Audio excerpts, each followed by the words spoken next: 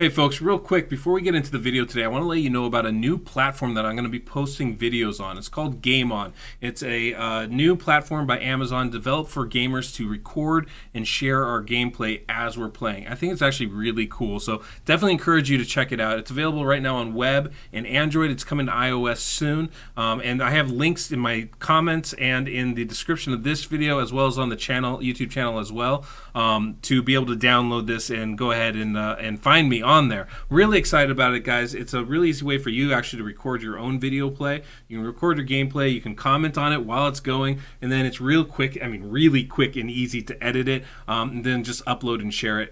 Real quick stuff, nothing's longer than 5 minutes, so I'm going to be posting little like 30-second, 1 minute, 2 minute videos, highlighting little aspects of champions or showing maybe shard openings or different arena runs, things of that nature. Not necessarily all my clan boss stuff, but a lot of stuff that's going to pertain to that, how to best use your champions and little things that you might not know otherwise about them. So I'm actually really excited about that. And if you click on it today, I'm going to have a link down below in the comment section of this video. There's going to be a link directly showing the nightmare result of this run. So this is an incredible run we're about to show you guys. And if you want to see how this performs on Nightmare, which I think is pretty incredible, you'll definitely want to click that link and check it out. So go get your game on with Game On.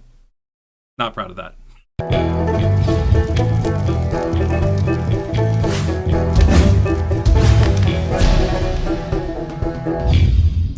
Welcome. I'm the Deadwood Jedi, and this is another Raid Shadow Legends video.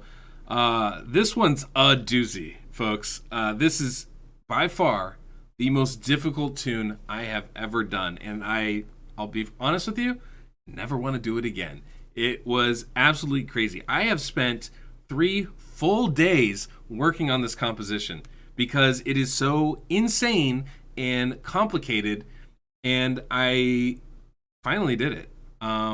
Put together just one of the most bonkers teams I've ever done that you'll ever see, guaranteed.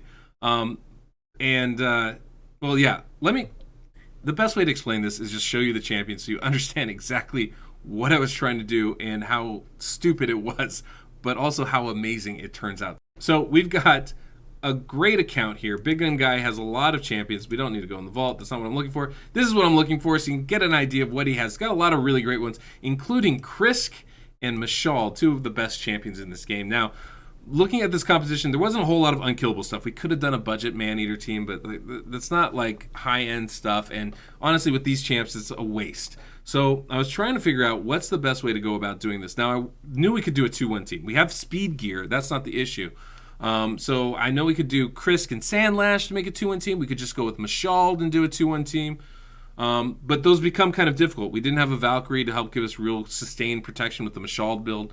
We didn't have any healing like a Bad L to really help us, or enough lifesteal gear to help us really work with like a Krisk Sandlash build either. And those speeds are kind of high up there. And so I had this crazy idea of like blending the two together, and it kind of works. We get a 2-1 ratio using Krisk and Mashal together, which is just kind of a crazy build. The hard part, that was hard. That was definitely difficult. The real hard part was bringing in Nekhret, because I don't know what is wrong with me, but for some reason I said, let's use this crazy new champion because he is amazing. He's a really good champion. Now, I did a video on him a while ago, and it kind of highlights how good he is, but also how difficult he is, in that I didn't think he really has a place in Clan Boss. I still don't think he has a really good place in Clan Boss because he's incredibly hard to tune. But I did it. I tuned it with him. And the way I did it was unbelievably complex, and I'm going to go over it with you guys so you can see exactly what we did. But the key to making Nekhret work is understanding his skills. He's got a bunch of skills.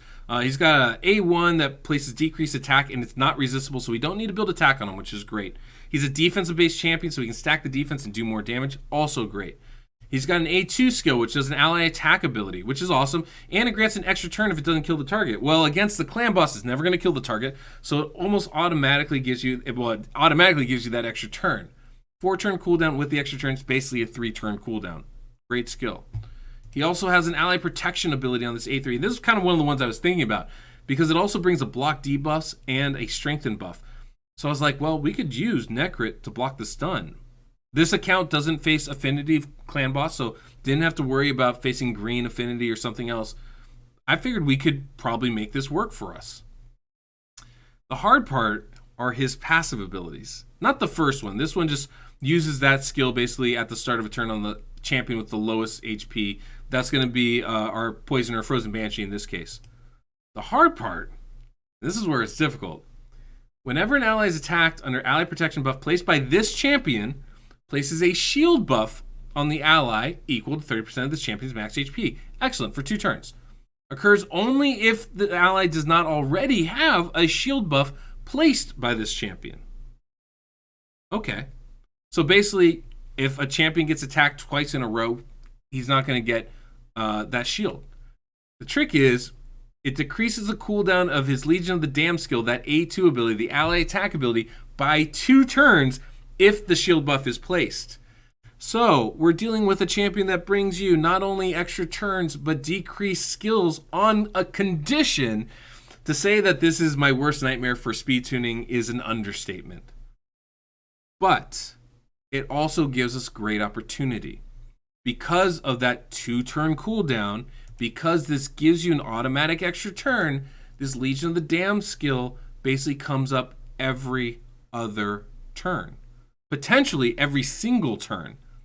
The trick is, though, we have to get the ally protection because it only happens when the shield buff is procced, and that can't happen if the shield is already on. It's basically something that's going to happen every other turn. It becomes on a 2-turn cycle, much like Mashald, right? So it's a real tricky thing, but we're able to use him in a 2-1 ratio because of that. The hard part is timing it, getting into the 2-1 ratio. It's like getting into it is not like getting a 2-1 ratio with Nekhret involved isn't impossible. It's not that difficult because the skills come up so regularly. The hard part is getting into it because skills are proccing all over the place. So our setup time on this is a little bit longer than I would like, but once we get there, it works and it works beautifully. Now, all these champions are going to have basically the same masteries. They're all going to be in defensive masteries. They're all going to be offensive masteries. We took Giant Slayer for Nekhret here. For everybody else, we take War Master. Pretty straightforward as far as that goes. Nekhret himself, just real quick show you guys what we have. 4,800 defense, 38,000 HP, 100% crit rate. He actually hits pretty hard with this level of defense. He hits actually pretty hard. Not like Rosin level hard by any stretch of the imagination, but I do feel if we build his crit damage up, because he gets so many attacks, we could actually do a considerable amount of damage. Krisk here, we have extremely tanky, almost 5,000 defense, almost 50,000 HP, with room in the gear actually to roll it up. We have an HP banner that we could roll up. 259 speed, he is the fastest in the team. He will go last in the turn order. 50% crit rate, would like it higher, but you work with what you have. And we don't have any accuracy on him. And I did that deliberately. We're going to get decreased attack automatically from Nekhret. We're going to get decreased defense from our next champion here, Martyr. And so we don't need any of that with Chris. Now, Martyr here, again, 4,200 defense, 40,000 HP, 234 speed, second fastest in the comp, also going second to last in the turn order. 260 accuracy, again, to land those debuffs. And then we do have 100% crit rate with 173 crit damage. She does hit hard. She will do work for us. I think that's a really good thing. And again, like I said, we have defense and offensive masteries. Pretty straightforward there as far as that goes. We're also bringing in Mashald, as I mentioned. Now, Mashald is going at 221 speed. It's actually kind of slow for a Mashald team. So I would love to eventually build Mashald in Stalwart gear. Not possible with what we have, but that is a next level thing to go to. 40,000 HP is good. 3,500 defense is a little bit on the low side for this team. I would like it higher, but we are going to have ally protection on. We are going to have strength in a lot of the times and increased defense a lot of times, so he should be okay for at least a while. 226 accuracy is kind of on the lower threshold of what we like, but he gets so many attacks and he plays leash every single time. I'm not concerned about that staying up, but we do need that up just to give us healing. That we are pretty heavily reliant on the leech. We do have almost 3,000 attack, which is good. It pairs well with the crit rate. I would love to build both the crit damage and the attack up, but again, you have to pick your poison on these kind of builds. And then very last champion we have is going to be Frozen Banshee. There we go. As our poisoner. Now, we do have Frozen Banshee in Stalwart gear, which is awesome. We have her, with good accuracy, 190 speed, second slowest. She's going to go second in the turn order. Nekhret's actually our slowest champion, and Nekhret will go first. 3,800 defense, 34,000 HP.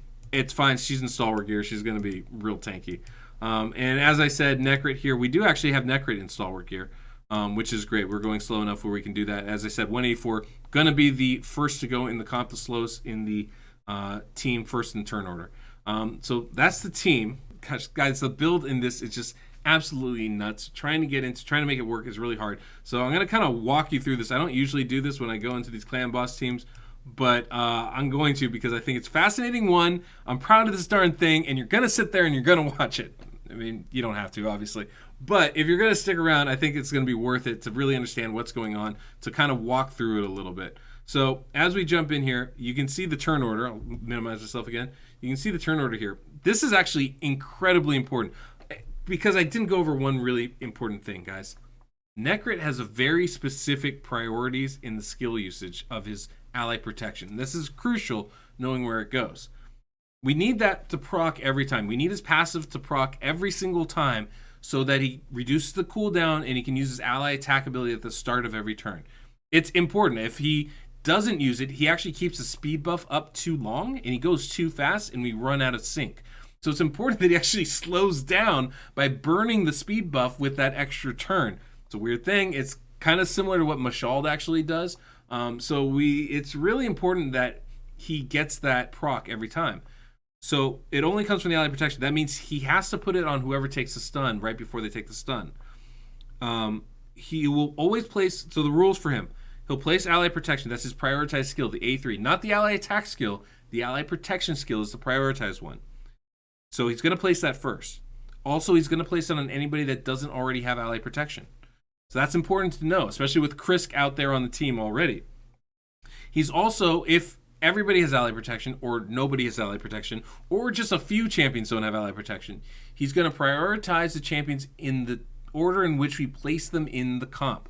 So this means Martyr going first here is going to be prioritized.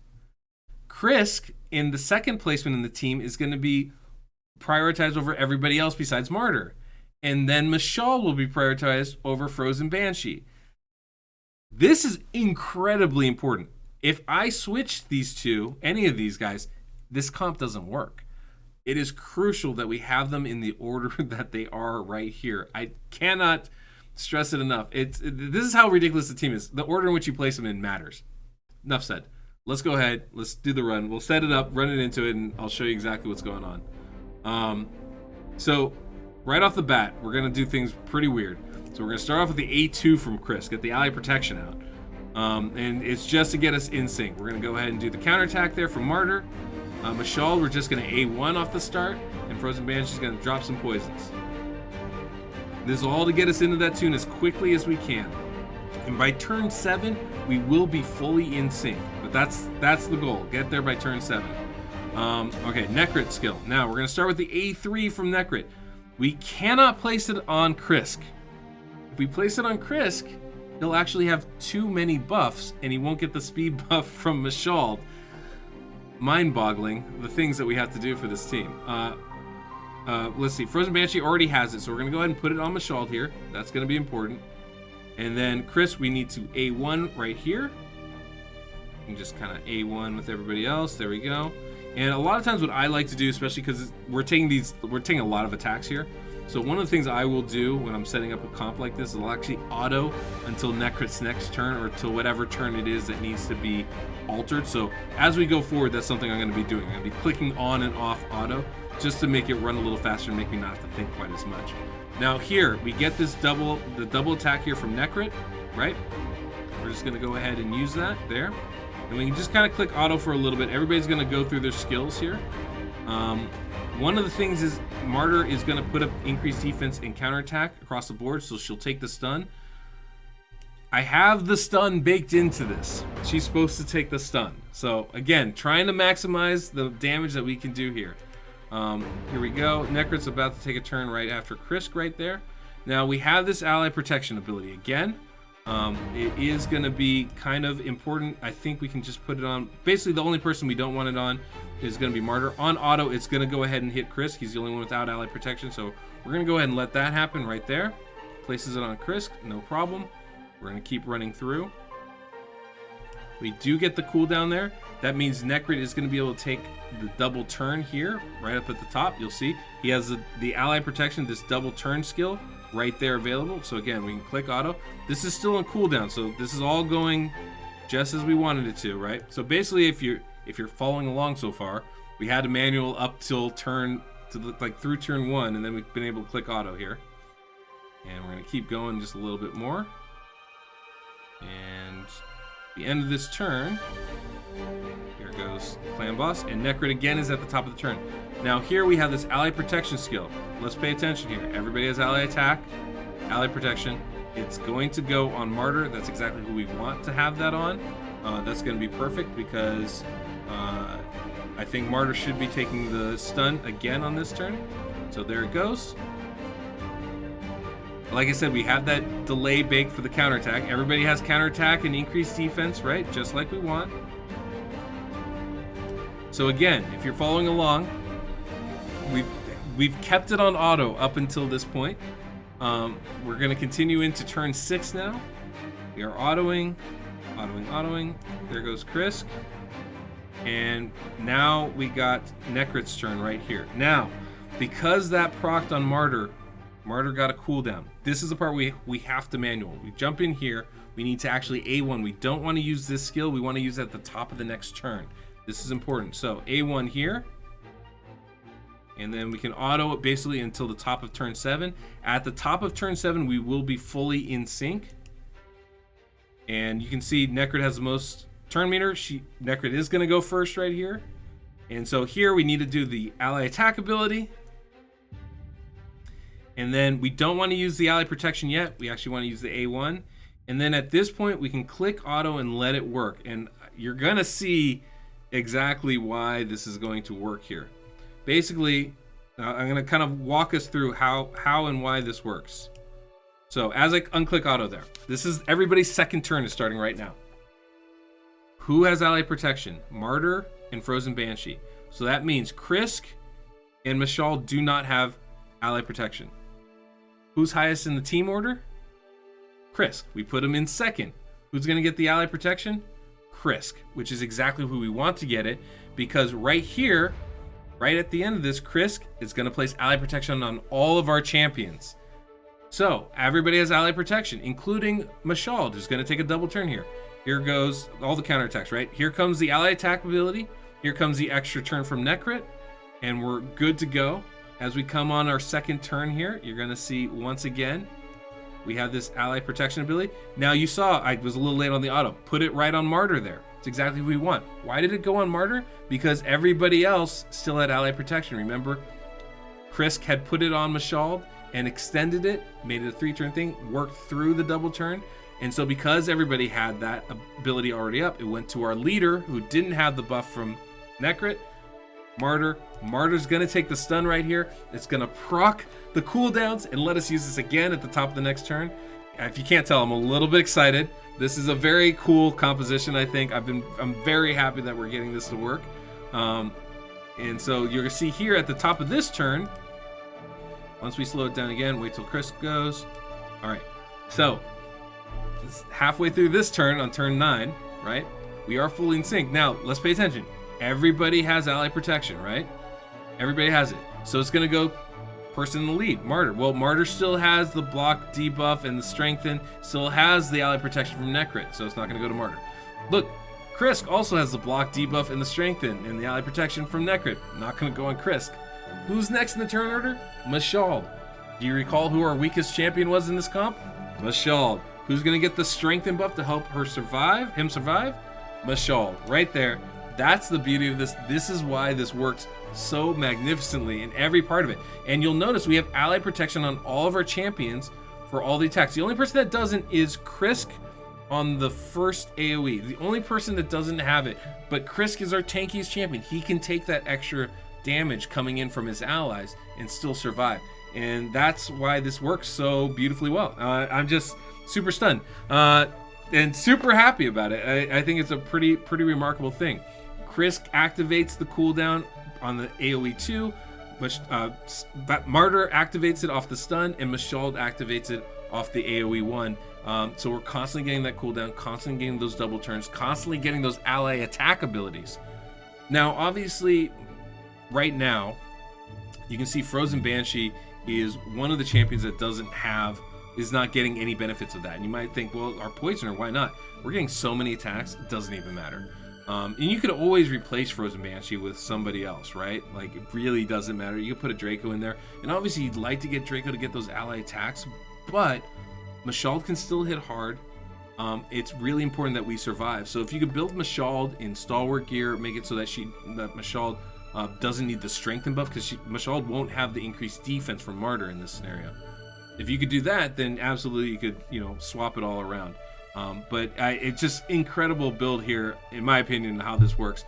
Just really quickly, I want to go ahead and show you guys exactly what this looks like in the calculator, so you have an understanding of the monstrosity that I've put together here. You can see all the double turns. We're fully in sync starting on turn 7 here, and it just goes all the way through, guys. You can see the double turns. Really easy to see that this is clearly going to work. Now, obviously, getting into all this, there was one spot here in turn 5 where we didn't get that cooldown. I think I might have mentioned that to you. And so even though it shows a double turn here, we're actually just getting a single turn. That can definitely be problematic. But thankfully, Krisk is putting up an increased speed buff, because you can see the speed buff falls off. But Krisk is putting an increased speed buff immediately after. It helps keep us in sync. And then here on turn 6 is where we had to use the A1 instead of that A3. That's also really important, because actually what ends up happening is the cooldown happened. So we had the A2 available. We had the A2 available here. And so we had to use the A1 instead. And once we do that, we just basically have to manual this small portion here between turn 6 and 7. I could probably zoom in and make it a little bit more legible for you guys so you can see exactly what I'm talking about. So right here in turn 6 and 7, turn 5, 6, and 7, where things are different from what the calculator shows. It's actually just a single attack here. It's an A1 right here because A2 hasn't cooled down. It does cool down by this point in turn 6, but we don't want to use it yet, so we use our A1, and then we do use the A2 here at the top of turn 7, and then we got to make sure we use the A1, not the A3. After that point, we can auto, and it's full auto from there on out. So, pretty cool comp. Pretty cool comp, I think. You can basically have to manual through Krisk's A1 here on turn 1, and then we can auto all the way to turn 6, at which point we have to make sure we use the A1 here, and from there on it's Gucci, guys. It's golden, it's beautiful, it's a thing of joy for me. So let's go ahead. I'm gonna take you guys back to the run here. We'll go ahead and get into this. You guys can watch. Click auto, let it run full. I think it's worth the full run. I don't usually show long running comps, and this is a long running comp, but I think it's worth it. So sit back, enjoy, we'll come back after.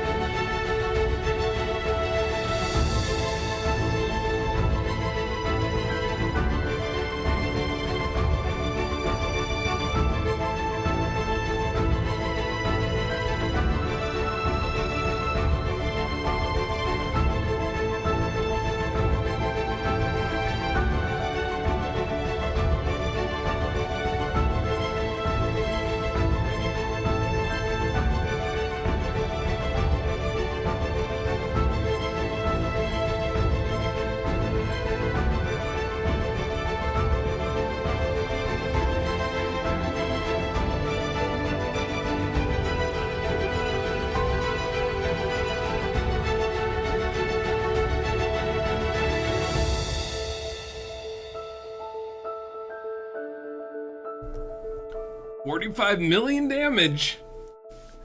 Not a bad improvement from a 2-key Nightmare team, I would say. Oh my goodness. That was pretty joyous to watch. You know, Martyr and Nekhret did almost the same amount of damage. We could probably get a lot more out of Nekhret by building that crit damage up. And obviously, if we can put anybody that deals some raw damage instead of Frozen Banshee, we'll probably get a lot of usage out of that.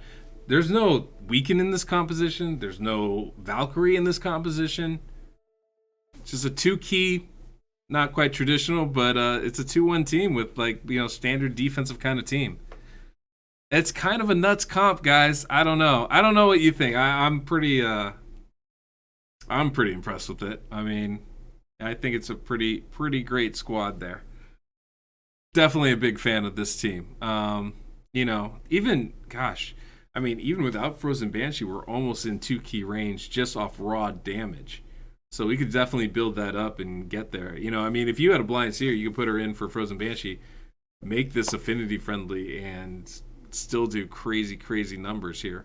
And actually, with Krisk on this team, it's definitely conceivable that you could use somebody like a well, I guess not. I was gonna say it's conceivable you could bring like a Sepulchre Sentinel in to extend bust, but you might be able to do this with like Grizzled Jarl instead. You know, certainly accomplish that. And if you don't need counterattack, you can always replace Martyr as well. So there's a lot of flexibility with making this work. A lot of different ways you can go about, you know, building this team up. I don't know what to tell you guys. If you enjoyed this, you know, drop a like, drop a subscription. Catch me on Twitch. This is where I first started building this team, was on Twitch, and we had a great time, a lot of fun doing that, and looking forward to doing some more. If you want an account takeover like this or just some coaching, feel free, hit up my Patreon, guys. I do all my account work through that. I'm always looking for more people to help out, and I get a lot of joy out of it. So it's always fun for me. It's usually fun for you. But yeah, hopefully you guys learned something, and you know, I don't know. This is just a crazy team. Thanks for coming by, guys. You know, look, till next we meet, I'm the Deadwood Jedi.